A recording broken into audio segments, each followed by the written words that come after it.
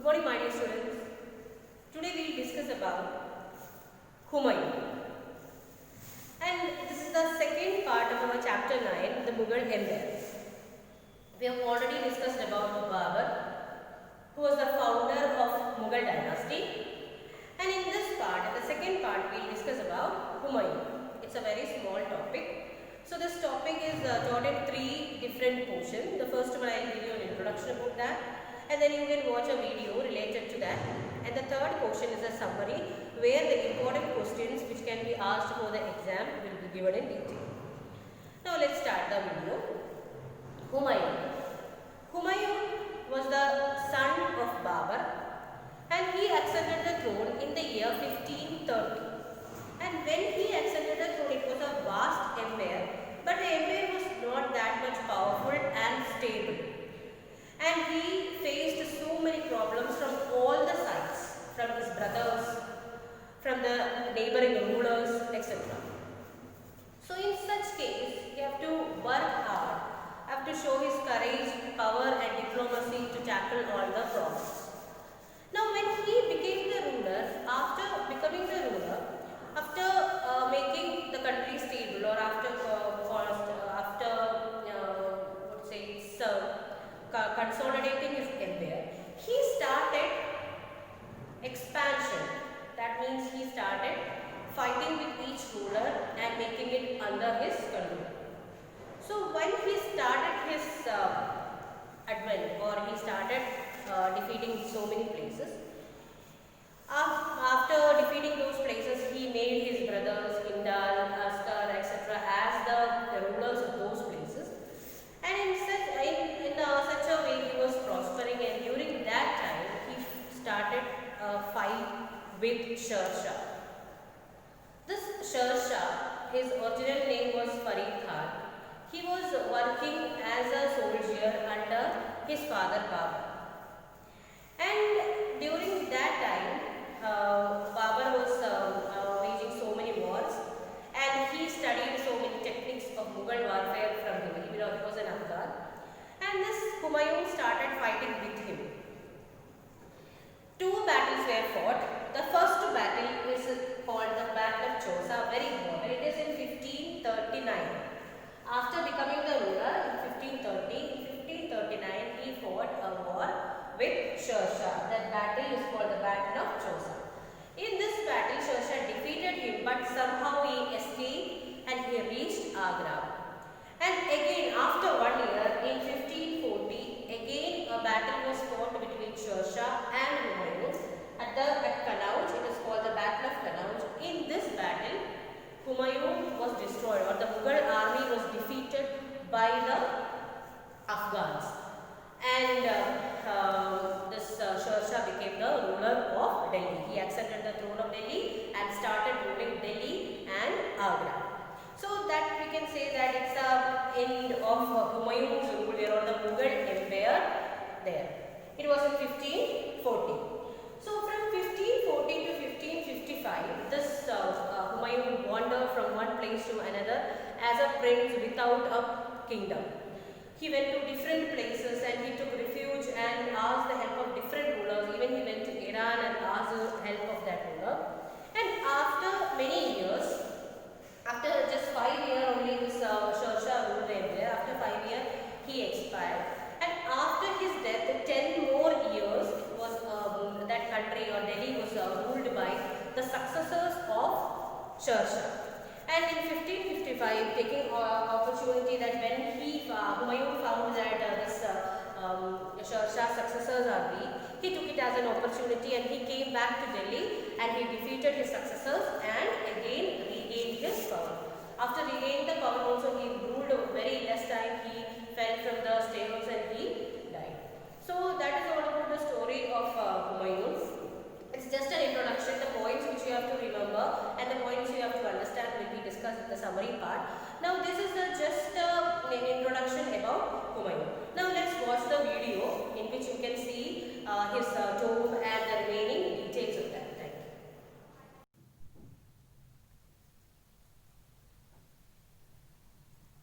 This monument is one of the most popular tourist attractions in Delhi. This is Humayun's tomb, located on Lodi Road in Delhi. It was built on the orders given by his wife, Hamida Banu Begum. We know about his life and work from the book Humayun Nama, written by his sister Gulbadan. Let us look at this book to learn more about him.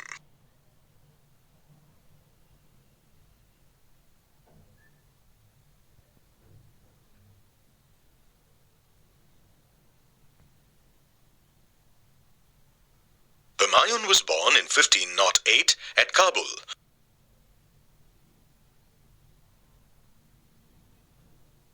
As the eldest son of Babur. In his early years, he learnt Turki, Persian, and Arabic. He was also interested in astrology and mathematics.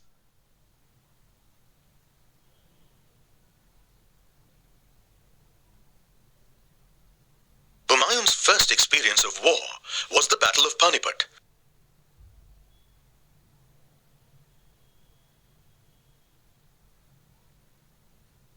That Babur fought against Ibrahim Lodi in 1526. It was after winning this battle that Babur established the Mughal Empire in India.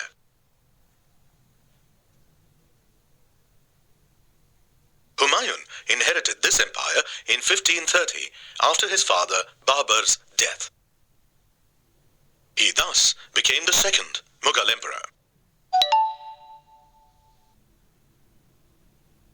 He treated his younger brothers with kindness and divided the empire between himself and his brothers. He made Kamran governor of Kabul and Kandahar, Aksari governor of Sambal, and Hindal governor of Alwar.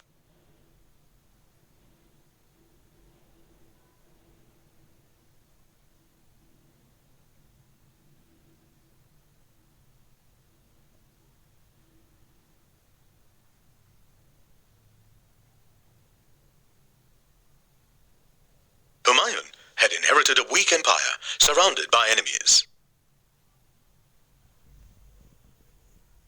Yet, he chose to expand and strengthen his empire.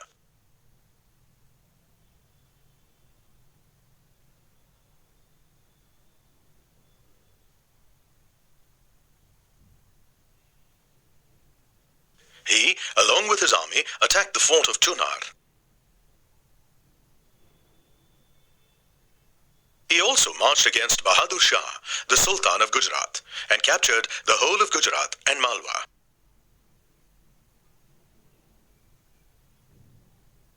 Soon, Sher Khan, a powerful Afghan conqueror, thought of grabbing the opportunity to take over Agra from the Mughals.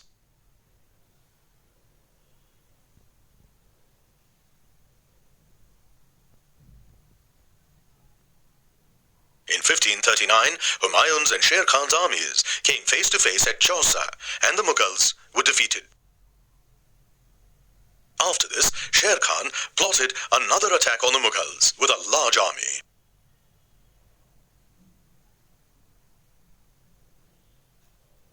The two armies clashed in 1540 at Kannauj. Sher Khan defeated the Mughals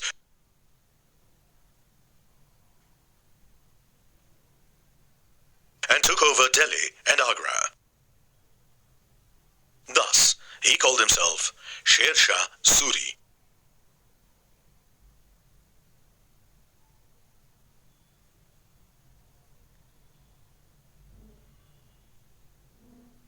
After losing the battle, Humayun fled to Lahore first and then Sindh.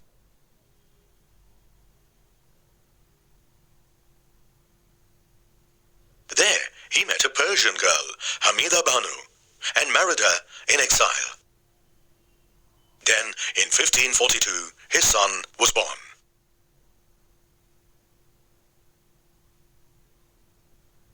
By the year 1544, Humayun had fled further into Kabul and then Iran. In Iran, he was granted military aid by Shah Tehmasp.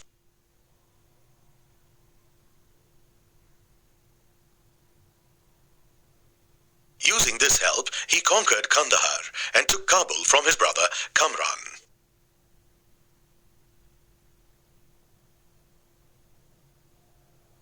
After Kandahar and Kabul, Humayun defeated Sikandar Suri, the rebellious Afghan governor of Punjab.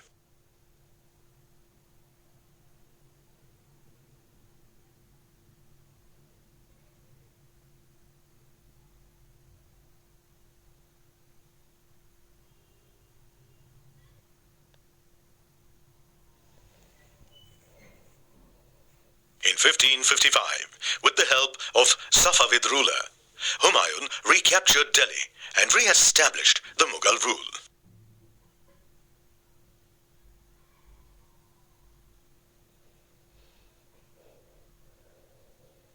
His whole kingdom turned out to cheer him.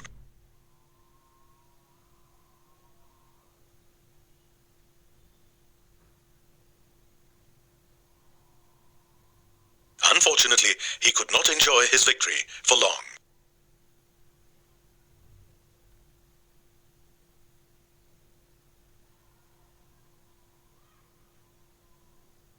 One evening in 1556, while going to the tower that he used as a library to answer the call for sunset prayer, he fell down from the steps and fractured his skull.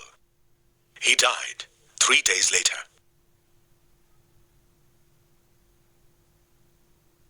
He was succeeded by Akbar. Let's continue with the summary of Humayun. Humayun was the eldest son of Babur. He ascended the throne in the year 1530 after the death of his father. Difficulties faced by him. Bahadur Shah, the ruler of Gujarat, wanted to expand his empire. So he was a threat to Humayun. Humayun's brothers, namely Kamran, Jindal and Askari, was planning to oust him. These were the two important difficulties faced by him, but he somehow tried to overcome this problem with courage. And coming towards the next portion, that is battles fought by Humayun. Humayun first attacked the fort of Chunar in Bengal, the stronghold of Afghan chief Sher Khan, later called as Sher Shah Suri.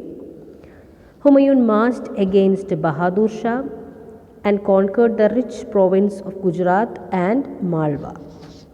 In 1539, in the Battle of Chausa, the Mughal army was badly defeated by Sher Khan. Humayun had to jump into River Ganga to save his life, and later he reached back to Agra. In the Battle of Kannauj in 1540, Sher Khan defeated Mughals and occupied the throne of Delhi. And for the next 15 years, that is from 1540 to 1555, in that time, in 1540 to 1545 only Sher Shah Suri ruled Delhi. The remaining 10 years was ruled by his successors.